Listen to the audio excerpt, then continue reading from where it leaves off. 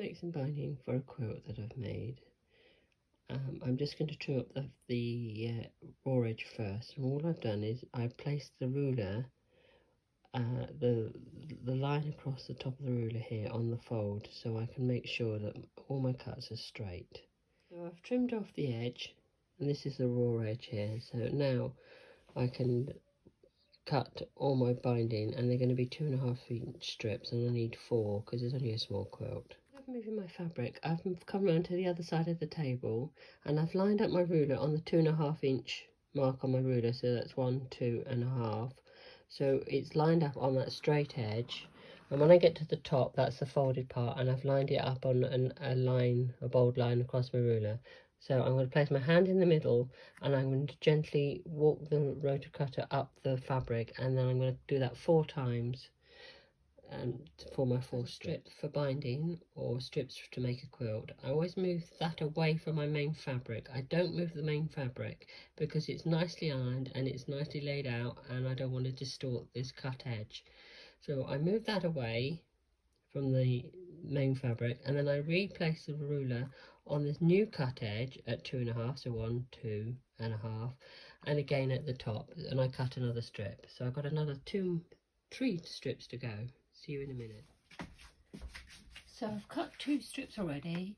I'm relining my 2.5-inch line on my ruler again and making sure it's nicely at the top, and then I'm just putting my hand flat down on the ruler, making sure that none of the fingers or thumbs are coming over this edge, pressing firmly with my palm of my hand, and then taking the rotary cutter right up the edge. I've lined up 2 strips on my board, using the lines on the board as a guide.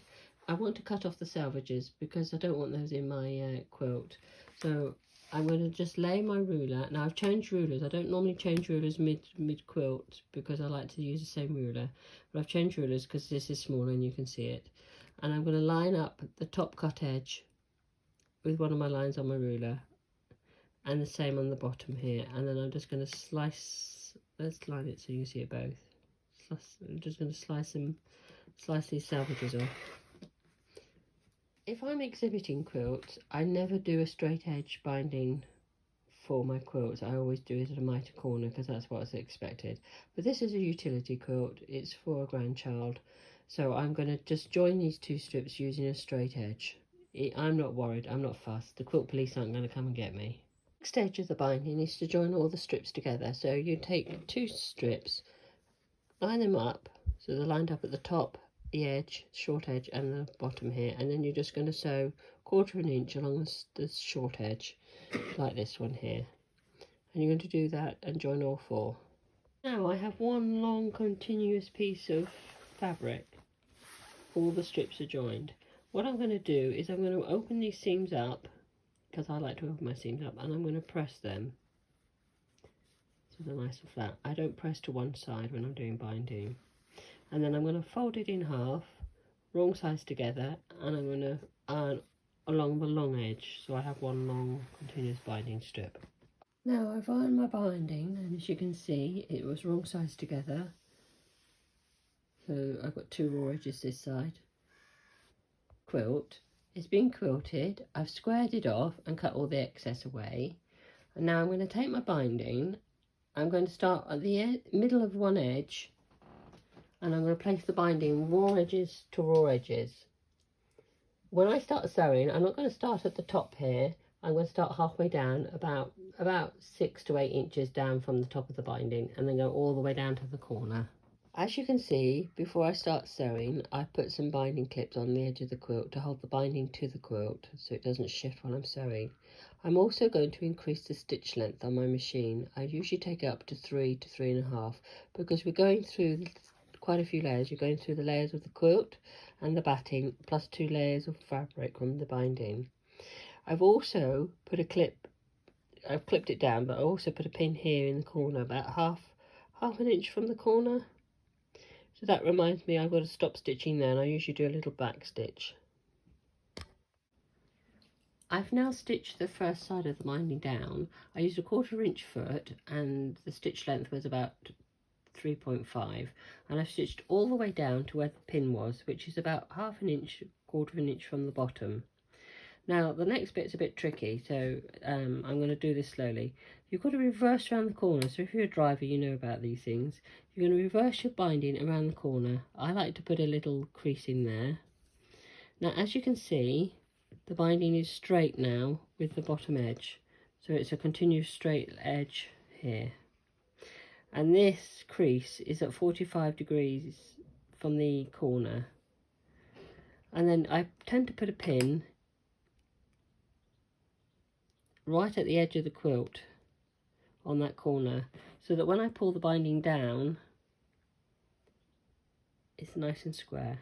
And then I will put a clip in as we did before, and then you're going to start stitching from the corner all the way down to the next corner, and you're going to again leave half an inch, quarter of an inch, half an inch from the next corner. Second side of the binding is now stitched.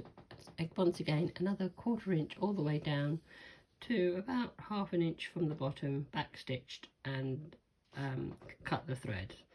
And you can see how the binding is lined up with the edge I've just done. Now we're going to reverse around the corner like we did last time. Put a nice neat fold so that the crease comes from the corner down to the binding. Can you see that? And then we're going to put a pin in right on the edge of the quilt. And then I'm going to pull the binding down. Now you can see that I'm all right because it's nice and straight along here.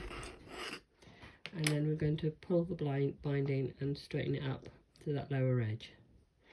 And once again the corner here is nice and square.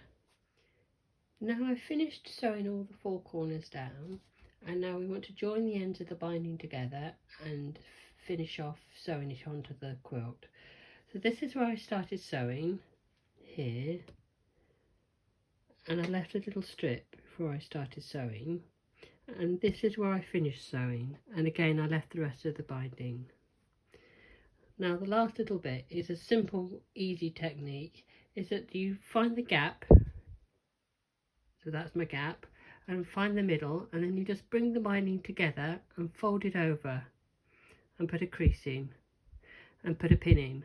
Now crease it well, because that crease is where you're going to be sewing that piece of binding to that piece of binding. Now there's a small tiny little gap between the two.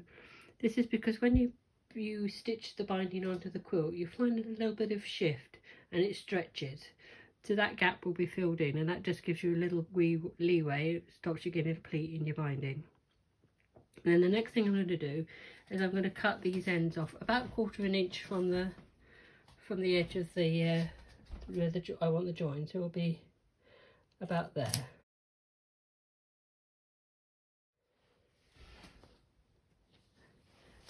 Might need to tidy that up a bit in a minute, but be about there. I'm not being overly bothered about how I do it, because I'll neaten it up when I've sewn it. Now I've unpinned my binding, and the next thing I've done is on the wrong side where that crease was, I put a pencil mark using the ruler. I'm going to do the same thing on that side. Now I've drawn my pencil lines on the wrong side, so that when I put the right sides of the binding together, I join up the centre bit where it's creased when I ironed it initially, and then I'm going to try and put a pin between the two drawn lines, so that when I take it to the machine they're already lined up like that. And then I'm going to sew on that drawn line. Okay, this is on the wrong side of the fabric, so it's the two right sides together, the two lines are lined up, and I'm going to sew on that line. Now I've sewn on my drawn line. I've just used a standard stitch length because it's only 2 pieces of fabric. And then I'm going to fold it up. I haven't cut the excess off because I want to check that the binding fits first before I cut any more off. But I'm going to fold the binding back on itself and just stretch the quilt out, stretch it onto the quilt and see if it fits properly. But there's a little bit of puckering here going on, so I think I need to come back in and do another row of stitchings just inside the first stitching line, just to take a little bit off the binding because it's too big. And now that's the beauty of this. You could do this and it's so easy, and this stitching line here just holds it all together, so you don't even need to repin it. Now I've done my second row of stitching and I'm much happier. I've fitted it on the quilt and I'm not going to have any pleats or creases in my binding when I stitch it down. I've also trimmed off the excess now, and I'm going to just finger press the seam allowance open so that when I fold it down and put it back on the quilt and go in to sew it with my 1/4 inch foot on a 3.5 stitching length, I'm not going to have too much bulk there. So that's the next stage, is now to come along and sew it in place. Now my binding now is finished off and stitched in place, and all I'm going to do is fold the binding over to make sure that there's no creases or puckers or pleats or anything, and it's a nice straight seam. Our binding is all sewn down now, but I want to go back to the corners to show you how nice they look when you do it in this method. So this is the folded edge, this is the raw edge where we put the raw edge of the binding to the raw edge of the quilt, and this is our corner.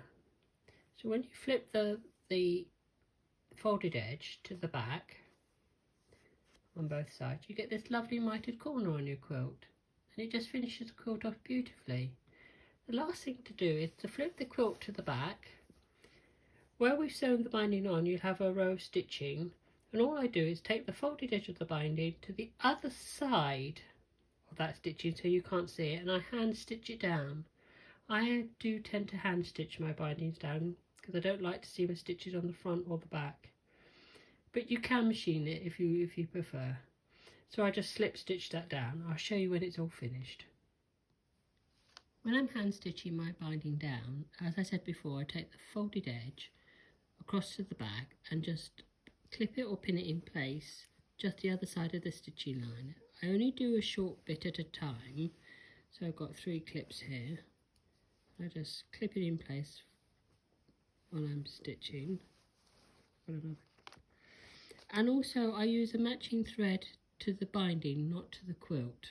So I've got a yellow here, and the other thing I do is I use John James chenille needles.